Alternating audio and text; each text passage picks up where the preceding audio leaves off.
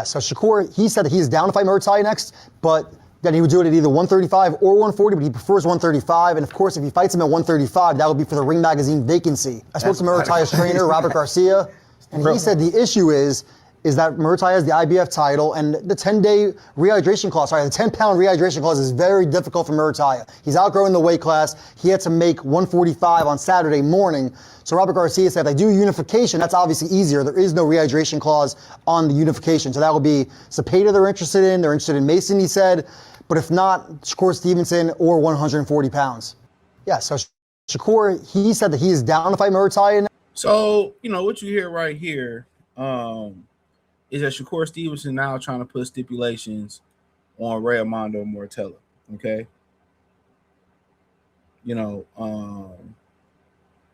Am I surprised? No. So Mike Coppinger said that, and we're gonna talk about more in this video. He said that Shakur Stevenson, Muratalla said he can't make the rehydration clause with the IBF anymore, and he wants to move up to 140. Shakur Stevenson wants him to fight at 35. So they can have that rehydration clause, so they can get, they can fight for the Ring Magazine belt, right? I don't think this fight deserves to be for the Ring Magazine belt. Muratalla really wants to fight at 140, which it'll be for Shakur Stevenson WBO 140-pound title and his Ring Magazine belt. Now, I've talked about this before. You can find it on Fight Hype, where Muratalla team has came out and said that Shakur Stevenson be lying about fighting them. He be lying about fighting them, and now it's more stipulation. So if the guy said, "Hey man, I can't make this no more with the rehydration clause," now what they can do is go to the IBF and get it and try to file for an exception or exemption, where they can just say, "Hey, let's just waive the rehydration clause for this one fight," and they may do it. They may do it. They may waive that rehydration clause for one fight. They may do it. They may very well make that happen for him. But Shakur's instantly, trying to drag this guy, down in weight. Already. He's trying to get a competitive advantage. And people tired of it. And I called it a couple years ago. A lot of people weren't rocking with me. A lot of people were separating themselves from me because I tell the truth, and I ain't mad at you. You want to stand next with me and fuck with me because I'm telling the truth, and then now people seeing what I already said. It ain't even like I'm just pulling shit out of thin air. I'm showing you receipts that come with it. I'm showing you the receipts that come with it, and this is just his character, bro. He needs a competitive advantage. If you need a competitive advantage, in every fight that you get in, bro, I mean, I don't know what to tell you. You don't have no confidence. And now that he's seen the guys drain, he sees an advantage. It's like, oh yeah, I'll fight Muratalla now. He drained, and it's like, all right, bro. But this is the guy that y'all say is the guy.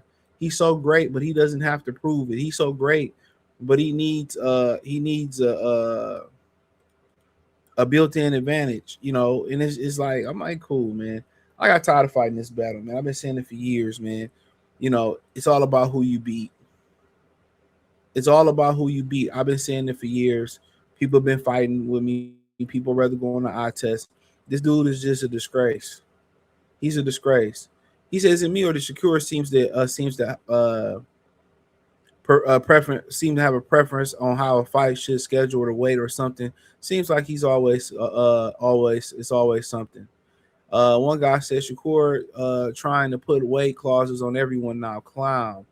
The boxing fan, bam, Shakur's complaining nobody wanted to fight him. Now everyone wants to fight him. He has all these stipulations like, bro, Zuffa already giving you the bag. You don't want to lose. Stipulations. At this point, Shakur talks more than he fights.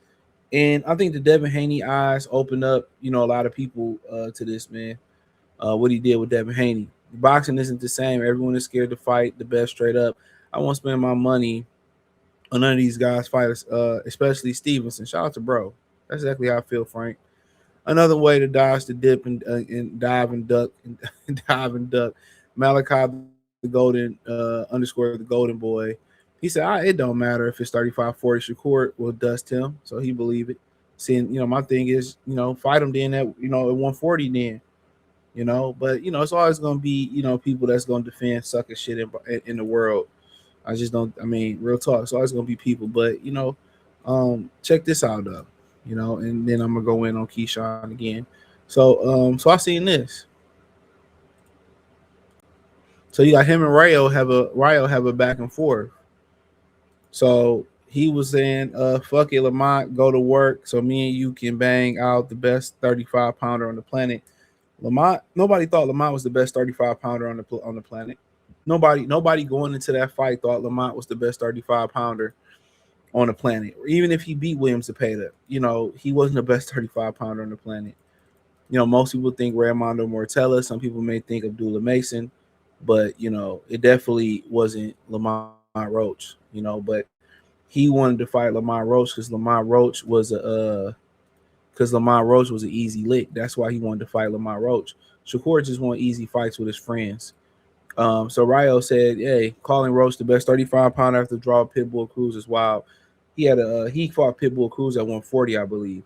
I beat Pitbull, and I'm coming off a KO win over De Los Santos. If you really want to prove who's the best, let's fight. Shakur came back. I understand you want a payday and I respect it. Once again, I would take you more serious if Gary didn't beat the dog shit out of you. And that was at 40. Did you win a round? De Los Santos didn't even fight more than one round in 3 years. I mean, he didn't fight much coming off Shakur Stevenson. If my memory serves me correctly, he was coming off a layoff versus Shakur Stevenson. You know, if my memory serves me correctly, De Los Santos hadn't fought a while after fighting Shakur Stevenson, if my memory serves me correctly. And maybe I'm tripping.